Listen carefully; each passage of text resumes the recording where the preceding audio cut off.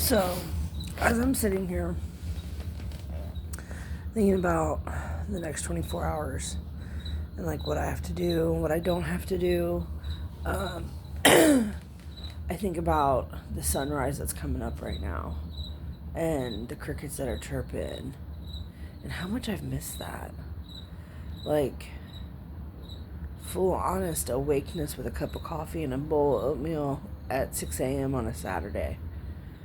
Like, not because I'm high, but because I got a good night's sleep and I woke up and I got to make myself breakfast and have a cup of coffee before my husband wakes up. Getting on a schedule for me is hugely important. And even though, like, it's hard some days, right? Like, I still don't want to get out of bed every single day. But 99% of the time I do. I want to get out of bed today. I want to be alive today. I want to help other people. I want other people to look at me and go, I want what she has. Now, with that, it takes time. It takes patience. It takes perseverance. My family has always told me I've been a go-getter. And I have, but the wrong kind of go-getter. Like, because once I got stuck with a problem in my face, I was down and out for the count. And didn't know how to handle it. And I still don't, but I handle it better today because I can give it to my higher power. Now, I don't know what anybody else's higher power is, but I choose to call mine God. And that is because I know that he works miracles. He, she, it, however you want to say it, I don't care. Your higher power is your higher power. My higher power is my higher power. But, like, I can't go through a day without listening to a little bit of gospel music. Like, especially first thing in the morning. It's my thing. It's my jam. But I still listen to rap. I still listen to rock. I still listen to country. Like, I don't, like, my life isn't perfect. I don't want to portray it as perfection because it's nowhere near it. Like, I still live in a home with my in-laws, and me and my husband, we argue and we bicker and all that stuff, but we don't fight anymore. Like, there's not a day that goes by that I'm so angry that I want to, like, kill him. I mean, granted, he still makes me kind of upset sometimes, but the most I've come to realize is that the worse I feel about myself, the more I pick on him. The more I pick on his flaws, because my flaws are shining bright. And that sucks. Like, then you have to go back. Let me rephrase that. Then I have to go back and say, you know what? I'm sorry. I'm sorry that I'm feeling horrible about myself, so I'm picking out your flaws and harping on you about your flaws when it's because mine are staring me straight in the face. And that's a tough pill to swallow. Like, I don't know if anybody's ever had to, like, go back and apologize because they know they've been wrong. But that's like somebody asked me one time, what does integrity mean to you? I said it means doing the right thing even when nobody's looking. And that ultimately is what it is. It's like, who are you when I'm not around? What do you do when I'm not around? Who do you want to be portrayed as, and who are you really? Because sometimes those lines get crossed. Like, I am pretty much transparent now. I'm pretty much transparent with, I used to be riddled with envy. Like, I wanted everything that somebody else had, which is kind of funny in a way, because in the program I do, it's, you find somebody that has what you want and you ask them to be your sponsor. Right? Weird. Isn't that kind of like envy? Oh my God, I want what you have. No, that's not what it's like. That's not what they're talking about when they say find somebody that you want what they have. It's find somebody that works a program to the best of their ability, that still admits their flaws even in a group full of people, or even at home by themselves. Find the person that you wouldn't really, you don't see yourself being like, because your life's been so fucked, pretty much. I mean, like, I didn't think I could ever be like somebody else. I didn't think I could ever, I always wanted what everybody else had, but I wasn't willing to put in the work to get to where they're at. That's the difference. So you have to be willing not only to find the person that you want what they have, but you have to be willing to put in the work. Like, you have to be willing to work a step 1, a step 2, a step 3.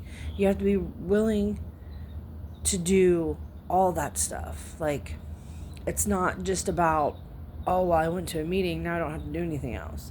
No, it's about sharing if you feel like you need something to share, if you have something to share. It's about meeting people of like-mindedness and going out for coffee before a meeting, or going to their house for a cookout, or, any of that kind of stuff. So, like, yesterday, my husband and I are at his brother's, and we're painting a fence and some outside stuff. And yesterday my husband kept going, well, if you do this, da da da da da da da. I finally looked at him and said, if you don't like the way I'm doing it, then you come up here and do it. And I don't know if that was technically the right response. He kept trying to tell me how to hold a roller this way or that way. Blah, blah, blah, blah, blah, blah. I don't care. It's paint. It goes on. You go back. You redo it again. It still goes on the same way. You might have a trick that you know. If you have a trick, by all means, come up and do it, because it's hot and I don't care. But, in the essence of it, in the big picture of it, my brother-in-law gave me a hug yesterday because he realized, like, the importance of my sobriety. And, like, it was refreshing to know that even though I made mistakes, I did stupid shit, my in-laws still love me. Like, they're not mad at me. They don't care. They think it sucks that I was locked up. They think that it sucks that I've had to go through everything I've been through. But they get it. Like, they're like, okay, cool. Like, me and my brother-in-law had a big talk about health, because he's an RN and he's getting healthy. And I'm getting fatter. Not really, but I mean, a little bit, sobriety, you normally gain a few pounds. No, I don't like it. Yes, it is a huge trigger for me. But in all reality, I know that what I put in is what I'm going to get out. So if I can only put in 5 hours a day and eat junk, this is the Amy you get. But if I put in a little extra work, eat a salad instead of a sandwich, eat some veggies or a fruit instead of candy, like, not only will my teeth health be better, my mental health will be better. And and that's another thing, like mental health. Listen, ladies, if you're premenopausal, if you're in your early 20s and you just know that you don't feel like getting out of bed every day, go to the doctor. Find out what your diagnoses are. I have 9. Not afraid to admit it. I have 9 diagnoses. Most of those are drug diagnoses, severe to moderate addiction issues. And then the rest is major depressive disorder, anxiety disorder, PTSD, nightmare disorder. I have a lot of diagnoses, ladies, men, children. Like, it's okay. It's okay to not be okay. It's okay to have a mental health issue and have it taken care of. Nobody talks about that. Everybody's like, oh, mental health, don't want to talk about it. Well, I do. Damn it, I do. Because it's huge for me. When I first came home from START on June 17th, my emotions were crazy. And at 45 years old, still didn't know what to do with them when I got extremely upset about something. So I did what addicts do. I use to numb that feeling for a little while. And then I felt like shit. And then I failed a drug test. And luckily, me and my PO are really cool, and I was honest with her. I got real honest real fucking quick, and it almost caused a divorce. Like, me and my husband have been going through it because, he feels like he can't trust me. Some days I feel like I can't trust him. I feel like he's shady some days, and he feels like I'm shady some days. It's all part of it, though, ladies. Men, it's all part of it. If we're going to be shady, then we're not going to be trusted. It's just the way the cookie crumbles. So get real honest. Get real honest with yourself, first and foremost. Some people told me that a long time ago. Like, you can't even be honest with yourself. I was like, I'm being honest with myself. What are you talking about? No, the fuck I wasn't. No, the fuck I wasn't. I couldn't be honest with a 2-bit anything. Period. Not with a tree limb, not with a God, not with nothing. You want to know why? Because I was so fucked up here that I didn't want nobody to know. At least that's what I thought I was. I thought I was all fucked up. But I'm not. Not anymore.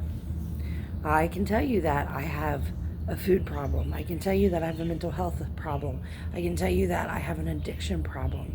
And I can tell you that the only way to get rid of it is to talk about it. Get it out.